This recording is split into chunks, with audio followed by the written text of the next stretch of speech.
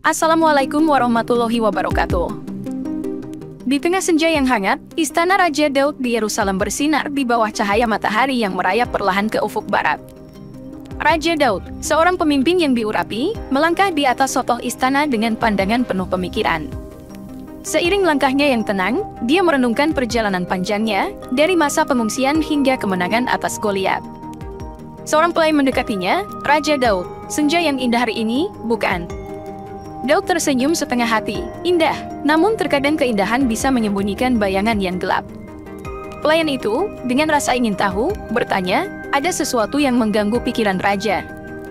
Daud menarik nafas dalam-dalam, bukankah kita semua adalah pemilik bayangan gelap kita sendiri? Terlepas dari kemenangan dan kemuliaan, ada satu babak dalam hidupku yang selalu menemani mimpi dan doaku. Pelayan itu mendeteksi keheningan yang syarat makna dan bertanya lagi, apakah raja ingin berbicara tentang itu? Daud tersenyum pilu, mungkin saatnya aku berbagi cerita yang tersembunyi di antara kesuksesanku. Ini adalah cerita tentang kelemahan, dosa, dan pertobatan. Sambil terus berjalan di atas sotoh, Daud menceritakan awal kehidupannya sebagai raja, perjuangannya melawan raja sebelumnya, dan bagaimana rakyat Israel mendambakan sosok pemimpin seperti bangsa-bangsa lainnya. Dialog yang dramatis dan emosional pun terjadi antara Daud dan pelayannya, menciptakan suasana yang membangkitkan rasa ingin tahu dan empati. Mereka berdua saling bertukar pandang, mencerminkan beban batin yang sedang dijalani oleh Raja Daud. Pelayan itu akhirnya berkata, "Raja, kita semua manusia.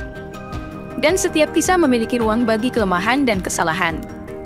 Namun, bagaimana kita bangkit dari kegelapan adalah yang menentukan karakter sejati kita." Dengan tatapan yang penuh arti, Raja Daud menjawab, "Kau benar, sahabatku. Mungkin saatnya aku membagikan kisah ini kepada mereka, agar hikmahnya bisa menjadi cahaya bagi yang lain." Bab 2, Ungkapan Ketenangan dan Kelemahan. Senja telah berlalu, digantikan oleh langit malam yang tenang di atas istana. Raja Daud duduk di tengah-tengah ruang pribadinya, di bawah cahaya remang-remang. Sebuah lampu minyak menyala, memberikan nuansa hangat pada ruangan itu. Daud duduk bersila, mengenang awal kehidupannya sebagai raja. Pelayan setia, yang mendengarkan ceritanya sebelumnya, kembali hadir untuk mendengarkan lanjutan kisahnya.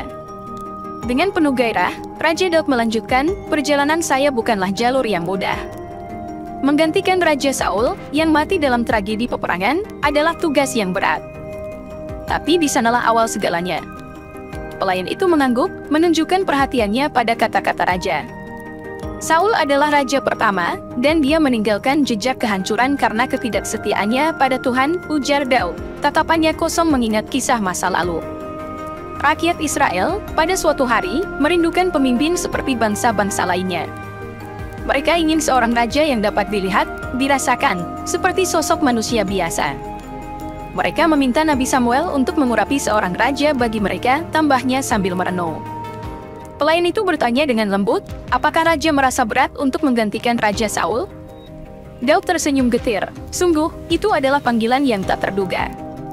Aku masih muda saat itu, diurapi oleh Nabi Samuel sebagai raja yang baru. Hidup dalam bayang-bayang Raja Saul yang tragis membuat langkahku terasa berat. Mereka berdua terdiam, meresapi kesunyian yang syarat makna.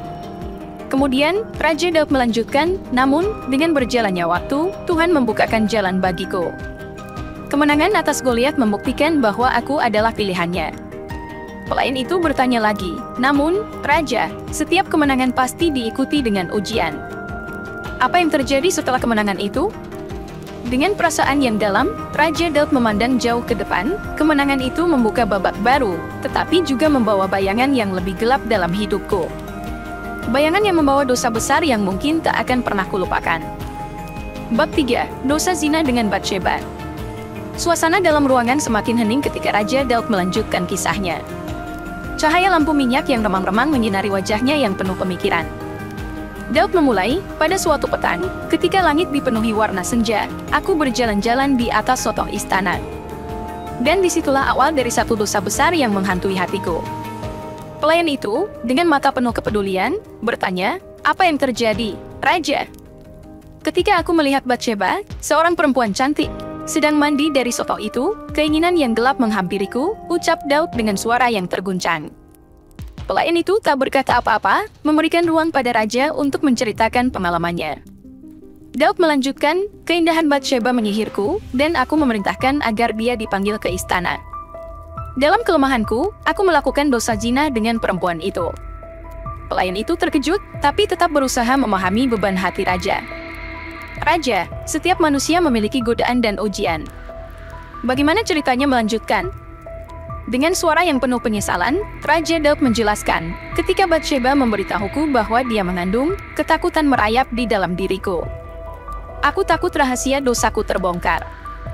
Pelayan itu bertanya dengan penuh ketertarikan, apa yang dilakukan raja untuk menyembunyikan dosanya? Daud menggelengkan kepala, ketika rencanaku untuk membuat Uria, suami Batsheba, pulang dan tidur dengan istrinya gagal. Keputusan tragis pun aku ambil. Dengan suara lirih, Daud melanjutkan, aku menulis surat kepada Panglima Perang Yoab, memerintahkan agar Uria ditempatkan di barisan depan perang yang paling berbahaya, dengan harapan dia akan terbunuh. Pelayan itu menyadari beratnya dosa yang diemban raja. Bab 4. Skema pembunuhan Uria. Ruangan terdalam di istana Raja Daud menjadi saksi bisu dari beban hati yang semakin berat. Daud melanjutkan kisahnya dengan suara penuh penyesalan, setelah tindakanku membawa Uria ke barisan depan perang gagal, aku merasa semakin terjepit dalam labirin dosa yang kubuat sendiri. Pelayan itu dengan penuh empati bertanya, apa yang dilakukan raja setelah itu? Daud menarik nafas dalam-dalam, aku memanggil Uria ke istana, merencanakan makan malam dengannya, dan mencoba membuatnya mabuk agar mau pulang ke rumah dan tidur bersama istrinya, Batsheba. Pelayan itu tercengang, bertanya, namun Uria menolak, bukan. Daud mengangguk, benar. Uria bersikeras tidur di luar, karena saudara-saudaranya di medan perang juga mengalami kesulitan. Aku merasa semakin terperangkap.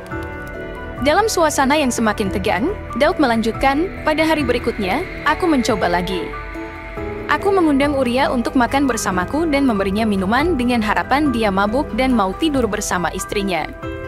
Pelayan itu memicingkan mata, namun Uria tetap teguh pada prinsipnya, bukan. Daud mengangguk pahit, betul. Dia menolak dengan kata-kata yang penuh kejujuran. Dia berkata, tabut serta orang Israel dan orang Yehuda diam dalam pondok, juga tuanku Yoab dan hamba-hamba tuanku sendiri berkemah di padang, masakan aku pulang ke rumahku untuk makan minum dan tidur dengan istriku. Demi hidupmu dan demi nyawamu, aku takkan melakukan hal itu. Pelayan itu terdiam, merasakan beban moral yang semakin mencekik Raja Daud. Daud melanjutkan, akhirnya, aku menulis surat kepada Yoab, panglima perangku. Aku menyuruhnya menempatkan Uria di barisan depan pertempuran yang paling sengit, lalu mundur daripadanya agar dia terbunuh. Pelayan itu menghela nafas, dan Uria pun terbunuh. Dengan nada penuh penyesalan, Daud menuturkan, ya, Uria mati karena skema yang kuciptakan. Hanya untuk menutupi dosa-dosaku. Setelah itu, aku mengambil Batsheba menjadi istriku. Mereka berdua terdiam, merenungkan konsekuensi dari ambisi dan dosa yang dijalani oleh Raja Daud. Suasana ruangan seakan terasa begitu gelap dan beban berat dosa semakin terasa di dalam hati raja yang terpukul. Bab 5. Pergulatan batin Raja Daud. Dalam keheningan malam yang semakin dalam, Raja Daud duduk termenung, memikul beban dosa-dosanya. Pelayan yang setia masih bersamanya, merasa berat melihat kerumitan batin raja. Pelayan itu akhirnya bertanya, bagaimana perasaan raja setelah segala skema jahat itu terjadi? Daud menatap ke dalam dirinya sendiri, sesat. Hati dan pikiranku terasa sesat. Aku sadar betapa dalamnya aku terperangkap dalam dosa dan kebohongan. Pelayan itu mendekat, mencoba memberikan dukungan, dan apa yang dilakukan raja setelah menyadari kesalahannya. Raja Daud merenung sejenak sebelum menjawab, Tuhan mengutus Nabi Nathan untuk menegurku. Dia menceritakan kisah tentang seorang yang mengambil domba milik orang lain, dan itu membuatku tersadar akan dosa-dosaku yang kubuat sendiri. Pelayan itu bertanya lagi, bagaimana raja merespon teguran Nabi Nathan? Daud tersenyum setengah getir. Awalnya, pertahanan dan kemarahan menghampiriku. Tapi, akhirnya, aku harus mengakui dosaku. Aku telah berdosa terhadap Tuhan, begitulah kata-kataku kepada Nabi Nathan. Pelayan itu menyatakan dengan bijaksana, menerima kesalahan adalah langkah pertama menuju pertobatan. Dengan mata yang penuh penyesalan, Daud melanjutkan, aku memohon ampun kepada Tuhan. Kesadaranku atas dosa-dosaku itu membawa aku pada pintu pertobatan. Pelayan itu menyatakan, taubat yang tulus akan membuka jalan menuju pengampunan Tuhan. Daud menatap ke langit malam, dan Tuhan, dengan kasih-Nya, memberikan pengampunan, tetapi konsekuensinya tetap ada. Anak yang dikandung Batsheba meninggal sebagai akibat dari dosa-dosa itu. Suasana di ruangan semakin penuh dengan ketenangan, sekaligus kesedihan. Raja Daud dan pelayan setianya sama-sama merenung, menghadapi realitas pahit dari perbuatan yang telah dilakukan. Bab 6. Menyikapi konsekuensi dan pertobatan. Di tengah keheningan malam, Raja Daud dan pelayannya duduk bersama, menerima beratnya konsekuensi dari dosa-dosa masa lalu. Ruangan itu penuh dengan ketenangan dan suasana spiritual yang menggugah hati. Pelayan itu dengan penuh empati bertanya, bagaimana Raja menyikapi konsekuensi yang diterima setelah pertobatan. Daud mengangguk, pertobatan membawa perubahan dalam hatiku. Aku merasakan penuhnya belas kasihan Tuhan dan kebesarannya. Namun, konsekuensi harus kutanggung dengan tulus. Pelayan itu menunjukkan kebijaksanaannya, Tuhan memaafkan dosa, tetapi terkadang kita harus menghadapi akibat dari perbuatan kita. Daud menjawab, betul. Anak yang dikandung Batsheba meninggal sebagai akibat dari dosaku. Itu adalah harga yang harus kubayar. Kita semua adalah manusia, penuh dengan kelemahan, tetapi Tuhan selalu membuka pintu pengampunan bagi mereka yang tulus bertaubat. Pagi itu berlalu dalam semangat baru, menciptakan harapan bahwa setiap jiwa yang tersesat dapat menemukan cahaya di tengah kegelapan, seperti Raja Daud yang mendapati pengampunan dan hidup yang baru setelah perjalanan hatinya yang panjang.